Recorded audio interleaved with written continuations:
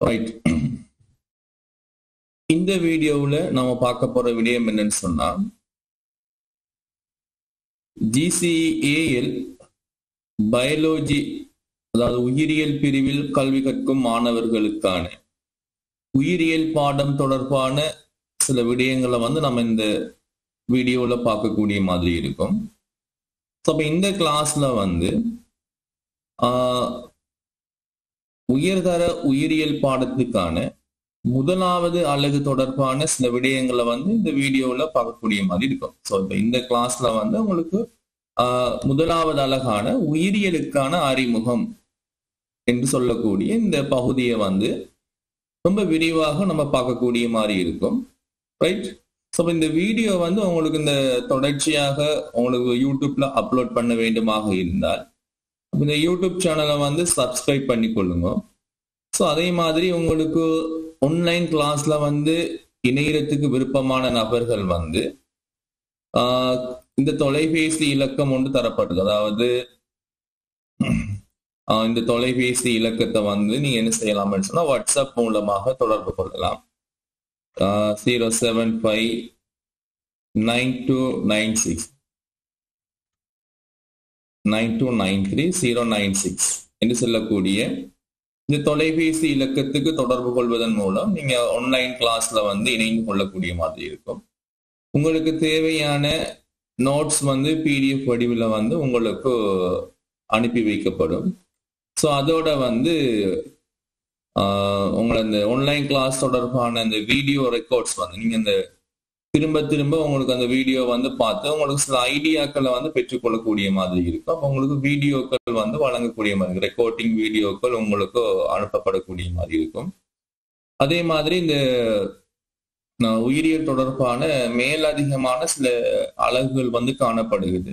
இப்போ அந்த அலகுகள் தொடர்பான உங்களுக்கு எந்த அலகு தொடர்பான வீடியோக்களை போட வேண்டும், இந்த அலகு தொடர்பாக உங்களுக்கு விளங்கப்படுத்த வேண்டும் என்று சொல்லி நீங்க இந்த வீடியோல கொமெண்ட்ஸ்ல தெரிஞ்சு கொள்ளலாம். அதாவது கொமெண்ட்ஸ்ல நீங்க தெரிவித்துக் கொள்ளலாம். ரைட். அப்போ உங்களுக்கு இந்த உயிரியல் பாடம் படிக்கக்கூடிய நபர்கள் நிறைய பேர் இருப்பீங்க. ரைட். ஸோ அப்போ உங்களுக்கு பிரயோசனமாக அமைவதற்காகத்தான் நாங்கள் இந்த வீடியோ உங்களுக்கு யூடியூப்ல அப்லோட் பண்ணி போடக்கூடிய மாதிரி இருக்கு. ஸோ அப்போ நீங்க இந்த சேனலை சப்ஸ்கிரைப் பண்ணி தொடர்ச்சியாக ஒரு சப்போர்ட் பண்ணுவதன் மூலம் உங்களுக்கு தொடர்ச்சியான வீடியோக்களை நாங்கள் அப்லோட் பண்ணக்கூடிய மாதிரி இருக்கும். ரைட். அதே மாதிரி உங்களுக்கு ஏதாச்சும் சந்தேகங்கள் இருந்தால் நீங்க இந்த வீடியோவில் இந்த குறிப்பிட்ட வீடியோவில் கொமெண்ட்ஸ் மூலமா கேட்டுக்கொள்ளலாம். அதே மாதிரி உங்களுக்கு ஆன்லைன் கிளாஸ்ல இணைந்து கொள்ள விருப்பமாக இருந்தால் இந்த ஸ்கிரீன்ல இங்க தெரியக்கூடிய இந்த தொலைபேசி இலக்கத்துக்கு தொடர்பு கொள்வதன் மூலம் நீங்க ஆன்லைன் கிளாஸ்ல இணைஞ்சு கொள்ளலாம். ரைட். ஆன்லைன் கிளாஸ்ல நிறைய மாணவர்கள் பிரயோசனமான விடயங்களை பெற்றுக்கொள்ளக்கூடிய மாதிரி இருக்கும். அதே மாதிரி நீங்க இணைஞ்சு கொள்ளக்கூடிய மாதிரி இருக்கும். ரைட்.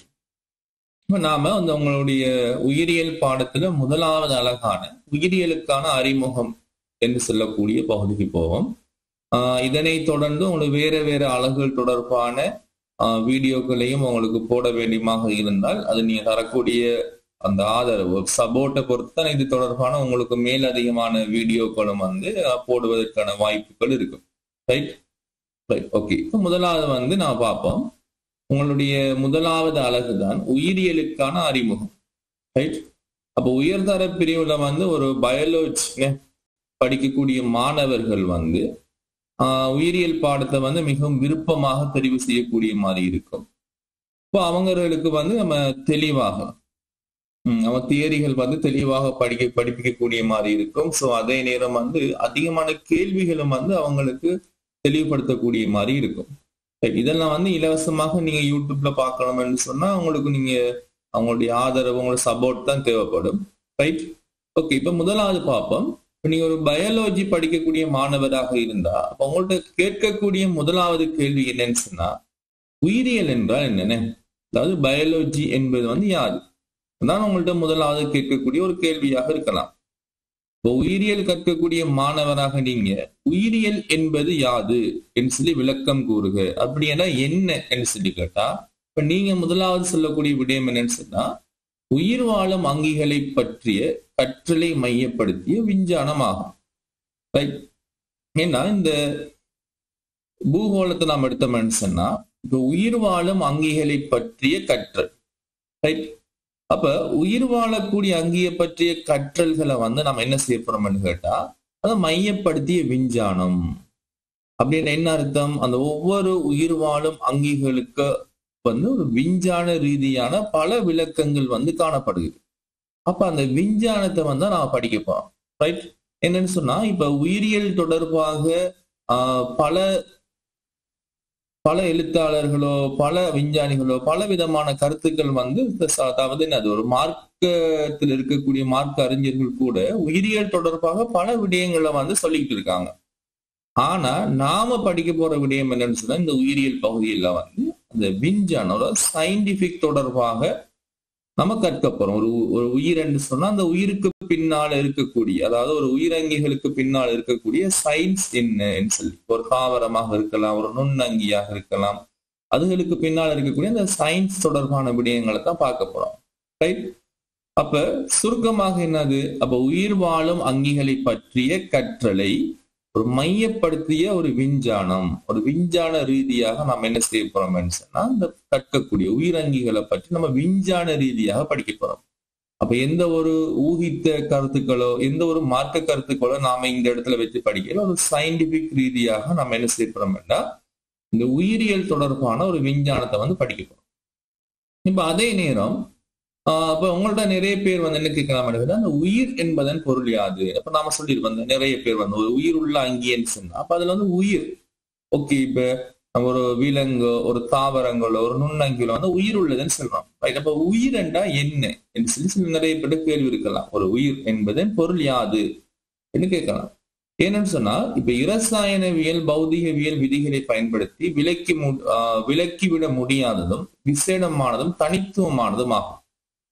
ஏண்டா இப்ப உயிர் என்று சொல்லக்கூடிய என்ற அந்த அந்த பொருள், அந்த உயிர் என்று சொல்லக்கூடிய அந்த பொருளுக்கான விளக்கம் வந்து இப்ப யாருமே வந்து எந்த ஒரு விதிகளையும் பயன்படுத்தி சரியாக வந்து அதை ஒரு குறிப்பிட முடியாத அளவுக்கு ஒரு தனித்துவமானதாக இருக்கு. ஏன்னா இரசாயனவியல் பாடத்தை படிக்கும் போதோ அதே நிறைய விஞ்ஞானிகள் வந்து நிறைய விதிகளை பயன்படுத்தி நிறைய விடயங்களை சொல்லியிருப்பாங்க. அதே நேரம் நீங்க பௌதிகவியல் பாடத்தை கற்கும் போதோ அதுக்கும் நிறைய விஞ்ஞானிகள் வந்து நிறைய விதிகளை பயன்படுத்தி நிறைய கோட்பாடுகளை பயன்படுத்தி நிறைய விடயங்களும் சொல்லியிருப்பாங்க. அப்ப இந்த இடத்துல வந்து நம்ம உயிரியல்ல அந்த உயிர் என்று சொல்லக்கூடிய அந்த விடயத்துக்கு வந்து எந்த ஒரு விதிகளை பயன்படுத்தி ஒரு விலக்கை விட முடியாது, ஒரு விசேடமான ஒரு தனித்துவமான ஒரு ஒரு ஒரு அமைப்பாக காணப்படுகிறது. இப்ப யாருமே வந்து இப்ப உயிர் என்று சொன்னா இதுதான். ஆனா வேற வழியில நம்ம பார்த்தோம்னு சொன்னா ஒரு மார்க் அடிப்படையிலேயோ அல்லது வேற கருத்துக்களுடைய அடிப்படையிலேயோ எழுத்தாளர்களுடைய அடிப்படையில பார்த்தா உயிருக்கு வந்து இந்த நிறைய அர்த்தங்களை வந்து சொல்லிக்கிட்டு இருக்காங்க. ஆனா விஞ்ஞான ரீதியாக உயிரெண்டா இதுதான் இப்படித்தான் என்று சொல்லி அந்த விதிகளை பயன்படுத்தி எந்த ஒரு விளக்கமும் என்னென்ன விஞ்ஞான ரீதியில வந்து குறிப்பிடப்படவில்லை. ரைட். அப்ப உயிரென்று சொன்னா அப்ப பயாலஜி படிக்கக்கூடிய நாம வந்து அதுக்கான இப்ப ஒரு உயிருக்கு வந்து நிறைய பேர் நிறைய விதமான அர்த்தங்களை சொல்லக்கூடிய மாதிரி இருக்கும். ஆனா அந்த விஞ்ஞான ரீதியாக இதுதான் என்று சொல்லி என்ன செய்ய முடியாது, உயிருக்கான ஒரு விளக்கத்தை வந்து நம்ம என்ன செய்ய முடியாது, தெரிவிக்க முடியாது. ரைட். அந்த அளவுக்கு ஒரு தனித்துவமான விடயம் தான் என்னன்னு சொன்னா இந்த உயிராக இருக்கும்.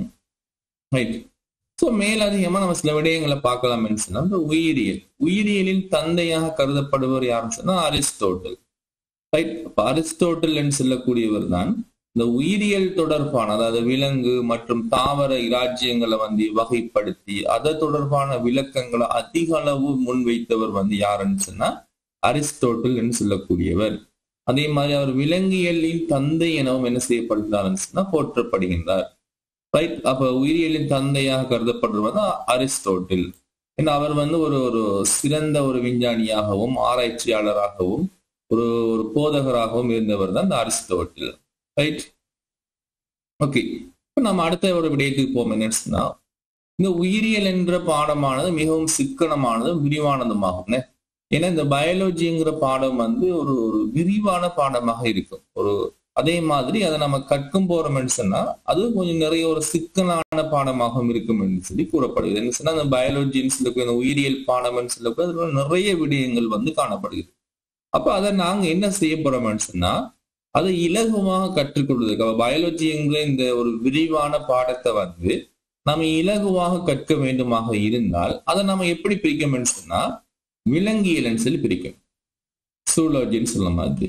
அதே மாதிரி தாவரவியல்னு சொல்லி பிரிக்கும், பொட்னின்னு சொல்லுவோம். அதே மாதிரி நுண்ணங்கியல்னு சொல்லி பிரிப்போம், மைக்ரோபயாலஜின்னு சொல்லி. இப்ப விலங்கியல்னு சொல்றது என்னன்னு சொன்னா விலங்குகளை பற்றிய கற்றல். இப்ப பயாலஜி நாம இப்படியான பிரிவுகளாக பிரிக்கும். அதாவது விலங்கியல்னு சொல்றது வந்து விலங்கியலை பற்றி கற்கக்கூடியது, பொட்னின்னு சொல்றது வந்து தாவரங்களை பற்றி கற்கக்கூடியது. அதே நேரம் நுண்ணங்கியல்னு சொல்றது நுண்ணங்கிகளை பற்றி கற்றல். இப்படி நம்ம என்ன செய்யறோம்னு கேட்டா இந்த பயாலஜி பாடத்தை வந்து நாம இவ்வாறான கிளைகளாக பிரிச்சு நம்ம இலகுவாக படிக்கக்கூடிய மாதிரி இருக்கும். ஏன்னா ஒரு பயாலஜின்னு சொல்றது வந்து ஒரு விரிவான பாடம், ரைட்? அதை நாம என்ன செய்யப்படுறோம்னு கேட்டா விலங்கியல், தாவரவியல், நுண்ணங்கியல் சொல்லி நம்ம ஒவ்வொன்றையும் வந்து நம்ம மிக மிக தெளிவாக துல்லியமாக நம்ம என்ன செய்யணும்னு கேட்டா பிரிச்சு படிக்கக்கூடிய மாதிரி இருக்கும், ரைட்? ஏன்னா பயாலஜின்னு சொல்றது உங்களுக்கு தெரியும், அந்த நல்லா விளங்கி ஆழமாக நம்ம படிச்சோம்னு சொன்னா அது ரொம்ப ஒரு இலகுவான பாடமாக இருக்கும், ரைட்?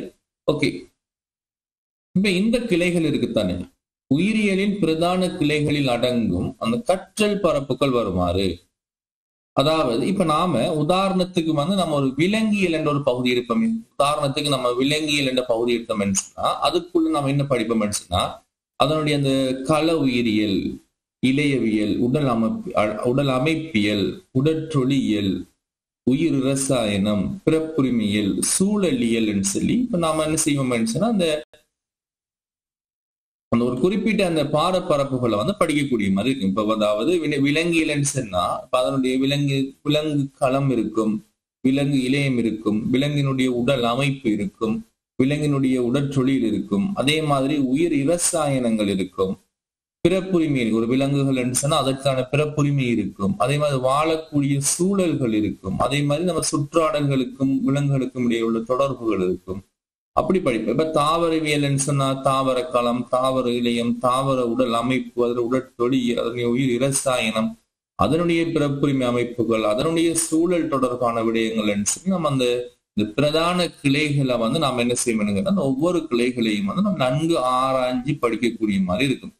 இப்ப கள உயிரியல் சொன்னா களங்களை பற்றி படிப்போம். ஏன்னா களங்களுக்குள்ள வந்து நமக்கு அதுல வந்து அதிகளவான புன்னங்கங்கள் எல்லாம் காணப்படும், ரைட்? அப்ப அதை வந்து நம்ம அந்த களம் தொடர்பான விடயங்களை வந்து ரொம்ப விரிவாக ஆழமாக படிக்கக்கூடிய மாதிரி இருக்கும்.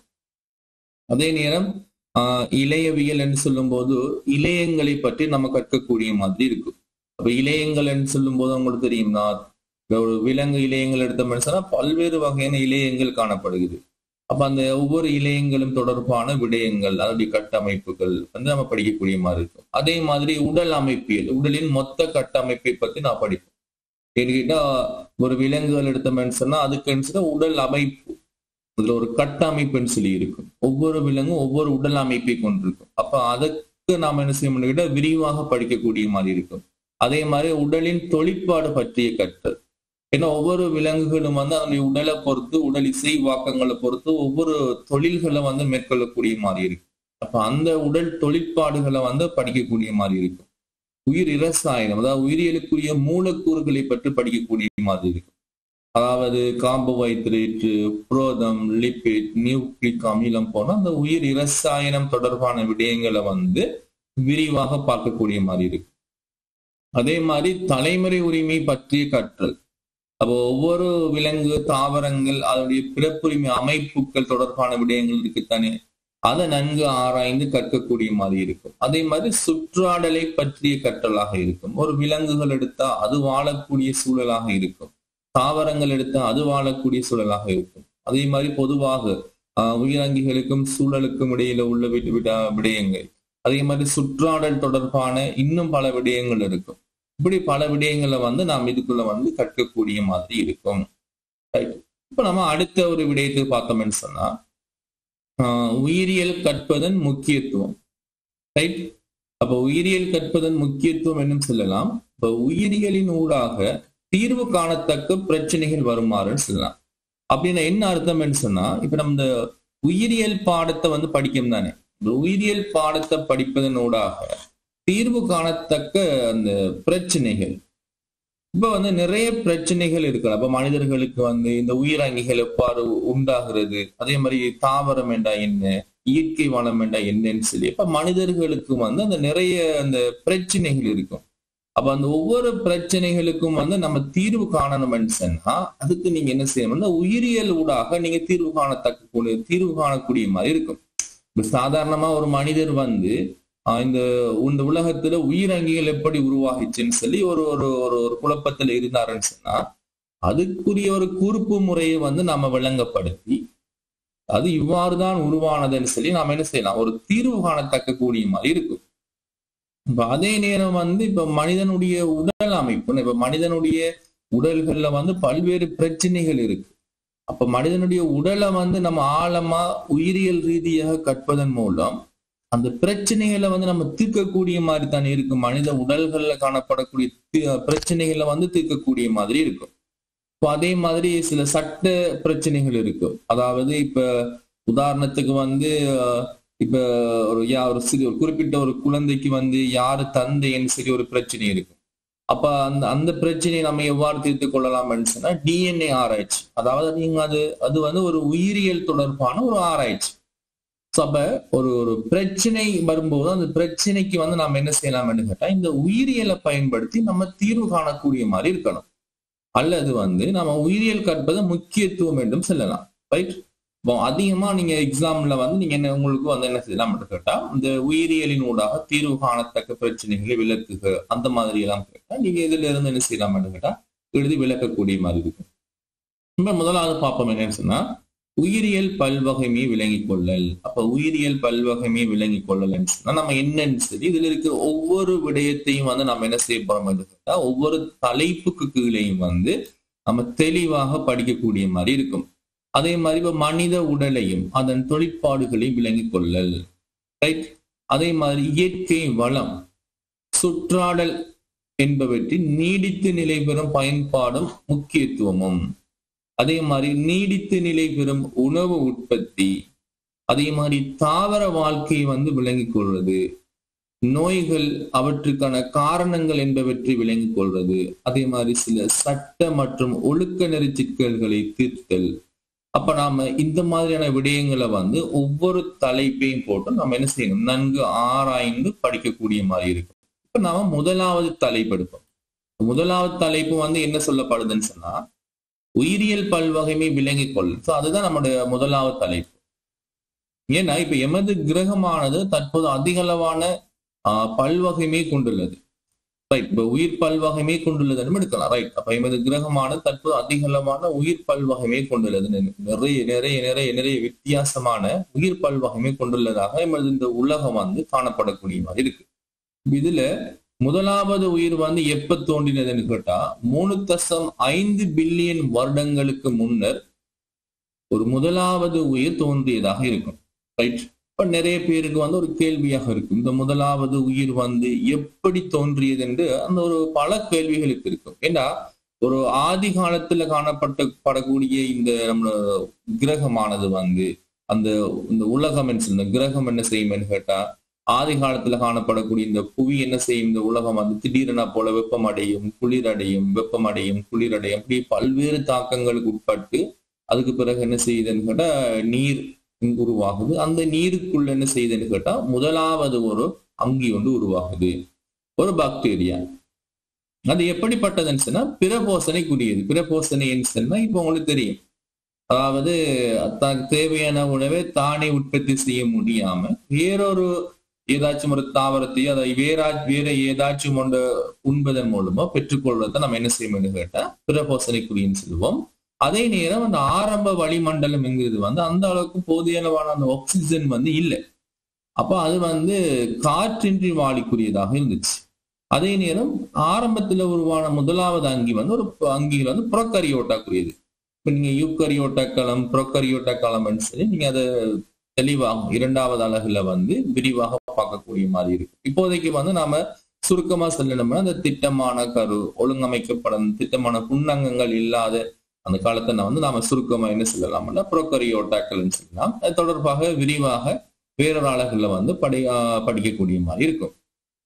இனி என்ன சொல்லலாம்னு சொன்னா இனி தொடர்ந்து நடைபெற்ற கூர்ப்பு செயற்பாட்டின் விளைவாக விரிவான உயிர் பல்வகை ஒன்று உயிர்கோளத்தில் தற்போது நிலவுகின்றது. ஆரம்பத்துல 3.5 பில்லியன் வருடங்களுக்கு முன்னர் வந்து ஒரு ஒரு ஒரு அங்கி ஒன்று உருவாகின்றது. இனி அதுல இருந்து என்ன உருவாகுதுன்னு சொன்னா தொடர்ச்சியாக ஒரு கூர்ப்பு செயல்முறை வந்து நடைபெறுகிறது. ரைட். அப்ப அந்த கூர்ப்பு செயல்முறை தொடர்பான விடயங்களை வந்து நம்ம வேறொரு கிளாஸ்ல வந்து என்ன செய்யலாம் கேட்டா இன்னும் ரொம்ப ஆழமாக படிக்கக்கூடிய மாதிரி இருக்கும். இப்ப விஞ்ஞானிகள் வந்து தமது கற்கை அடிப்படையாக கொண்டு 10 முதல் 100 மில்லியனுக்கு மேலான இனங்கள் உலகில் காணப்படுவதாக அனுமானிக்கின்றனர். சரி, இப்ப தற்போது இந்த உலகத்துல வந்து கிட்டத்தட்ட நம்ம தாவரம், விலங்கு, நுண்ணங்கிகள் கிட்டத்தட்ட எல்லாத்தையும் சேர்த்து 10 முதல் 100 மில்லியனுக்கு மேலான இனங்கள் வந்து இப்ப இந்த உலகத்துல காணப்படக்கூடியதுன்னு சொல்லி இப்ப விஞ்ஞானிகள் மாதிரி வந்து கணிச்சிருக்காங்க. ஆனா வந்து சுவர் பண்ணி கூற முடியாது. கிட்டத்தட்ட அவங்க யூகிச்சிருக்காங்க இவ்வளவுதான் இருக்குமென்னு சொல்லி இப்ப இது வரைக்கும் என்ன செய்திருக்காங்கன்னு கேட்டா கண்டுபிடிக்கக்கூடிய மாதிரி இருக்கு. இப்ப அதே நேரம் வந்து இப்ப உயிருள்ள உலகிற்கும் உயிரற்ற உலகிற்கும் இடையே வந்து ஒரு சக்தி வாய்ந்த ஒரு தொடர்பு இருக்கின்றது. உதாரணம் பார்த்தோம்னா இப்ப கார்பன் வட்டம், நைதர்சன் வட்டம் சொல்லி எடுத்துக்கொள்ளலாம். ஏன்னா நீங்க இந்த பிறகு சரி இப்ப இந்த இடத்துல வந்து இந்த முதலாவது அலகுல படிக்கக்கூடிய நிறைய விடயங்கள், நிறைய வசனங்கள், நிறைய சொற்கள் எல்லாம் வந்து வேற வேற அழகுல வந்து இன்னும் வந்து ஆழமா படிக்கக்கூடிய மாதிரி இருக்கும். ரைட்.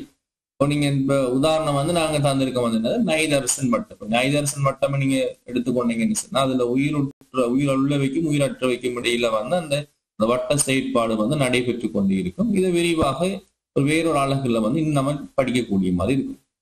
இப்ப உயிர்கோளத்தின் நிலவுகைக்காக ஒவ்வொரு அங்கியும் சூழலில் தனித்துவமான ஒரு வகைபாகத்தை பெற்றுக் கொண்டுள்ளது. அப்ப ஒவ்வொரு அங்கியை நாம் எடுத்தோம்னா அது உயிர்கோளத்தை பொறுத்த வரைக்கும் ஒவ்வொரு அங்கிக்கும் வந்து ஒரு தனித்துவமான ஒரு வகைபாகத்தை கொண்டிருக்கக்கூடிய மாதிரி இருக்கும்.